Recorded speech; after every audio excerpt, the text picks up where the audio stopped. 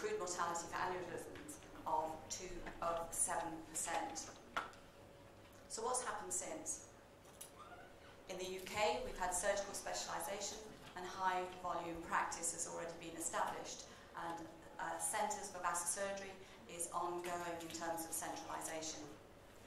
We've also had national quality improvement programmes, and their aims are to look at aneurysm repairs and lower limb amputations in particular, with the aim of decreasing the mortality. And I think so far the results are good in that our perioperative mortality is reducing. And I think that's mainly due to endoluminal surgery, which has been introduced increasingly. However, when it comes to anaesthesia, we're in I would suggest, a fairly poor state. Admittedly, in 2003, which is a long time ago now, but 20% of elective and over 50% of ruptured aneurysms were cared for by anaesthetists in the UK who undertook less than 5 aneurysm repairs per year. So is vascular anaesthesia important? We all know that we're looking at an elderly population. Whether it's elective or emergency, they've got high risks of morbidity and mortality. And what I'd like to suggest is that we should be taking our patients through from decision to consider surgery. That's not necessarily to undertake it, but to put patients forward for surgery and then returning them to normal life, and getting them through that is a challenge for all of us. And I would suggest that there are evidence now to suggest that both anaesthesia and vascular surgeons should be working in units that have a high caseload. This is the situation in the UK. Our population is getting older. 25% of the population in England have a long-term condition. And of the 10 million patients who undergo surgery in the UK every year, approximately 250,000 are high-risk patients. And that's a minority, but they account for 4 out of 5 deaths following surgery. And we don't have an easy test to assess how these patients are going to do. 2 important guidelines that have come out from the Vascular Anaesthesia Society of Great Britain, the one on the left with regards to anaesthesia services, and then a newer document again on perioperative medicine, where anaesthetists are highlighting that they should be in charge and very much part and parcel of the pathway of patient care, from decision making to home. In summary, what they've looked at, they've recognised that vascular surgery is a high priority in the UK, and our outcomes as surgeons are being monitored, and they too have to start addressing those questions. And they are to be involved in the decision-making and delivery of vascular services from start to finish in a multidisciplinary team format. In the preoperative assessment, I've put there, it's there to assess, discuss and decide, but also to be prepared. Not only to be prepared for what the patient will undergo on the day of surgery, but also to be prepared to say no. Once this assessment's occurred in a decision-making unit, we should be saying, perhaps, this patient is not a candidate for surgery. Remember that with aortic aneurysm surgery, we are not necessarily prolonging their life. So just bear that in mind. Perhaps sometimes it is a difficult decision sometimes to make, but may be the right one. What's the preoperative assessment there for? I'd like it to say it's going to be there so that we can assess the patient in a one-stop clinic and make a decision.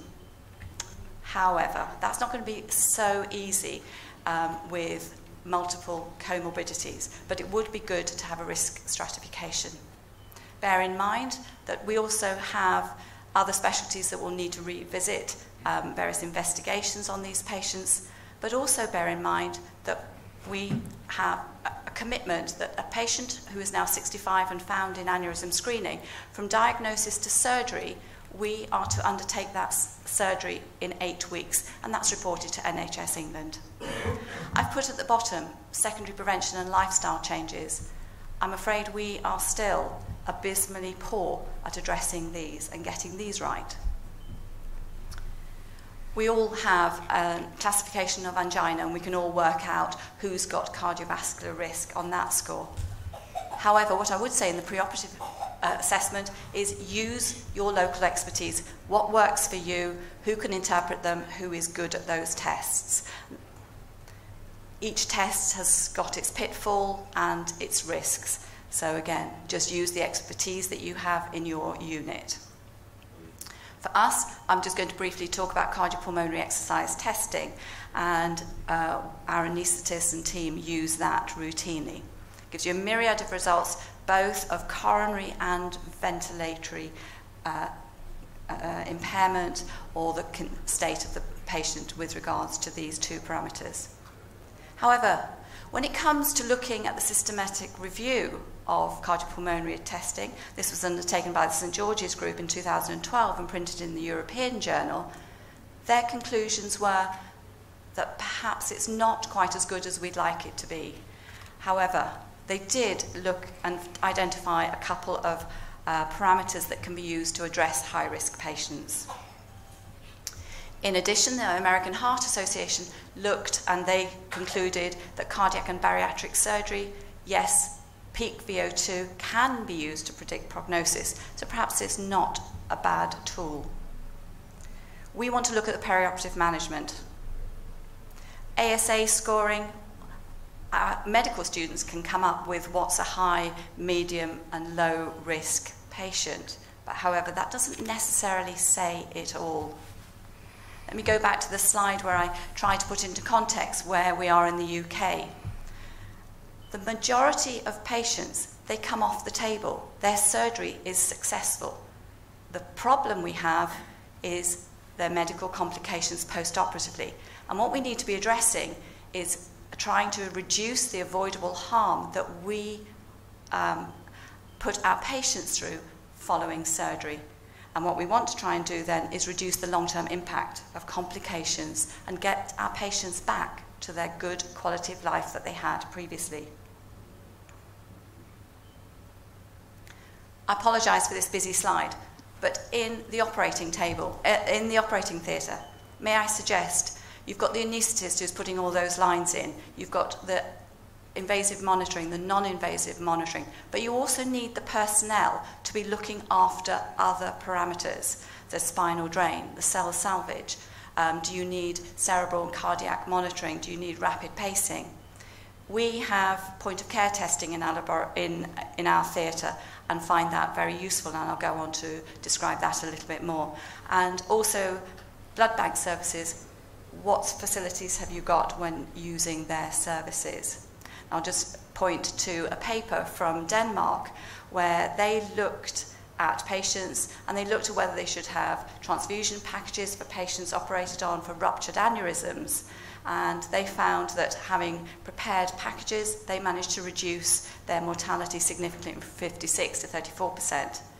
With both packages and thromboelastogram, then for elective surgery, again, a significant risk in mortality. So where's the evidence for vascular anaesthetists? In 2010, a paper from the UK looking at vascular and general anaesthetists, a cohort of 4 years and a laudable number, 1155 patients who underwent surgery. I summarise this. Vascular anaesthetists, they were involved in just under 300 of that 1155 cohort, and general anaesthetists involved in the vast majority. However, mortality at 30 days, vascular anaesthetists managed to get the patients through better. And even at 2 years, again, vascular anaesthetists long-term seemed to be able to support their patients through. And again, just summarising the elective and emergency patients, basically, if it was you on the operating table, you would want a vascular anaesthetist, not a general anaesthetist taking care of you. So the conclusion of the paper, not only a vascular anaesthetist, but we should have separate vascular and anaesthetic rota out of hours, and that has tremendous consequences on workforce planning. What have we learnt at the Royal Free? Yes, we have vascular anaesthetists, but actually we have a patient-centred, patient-focused, multidisciplinary team who's dedicated to get the patient make a decision And if the decision is right that they have surgery, then we try to get them through. But more importantly, they are aiming to go back to a normal quality of life. And without question, communication between all team members at all stages is paramount. And our aim is to get patients through their operations with their aim to get them home safely and back to a good quality of life. Thank you. Thank you.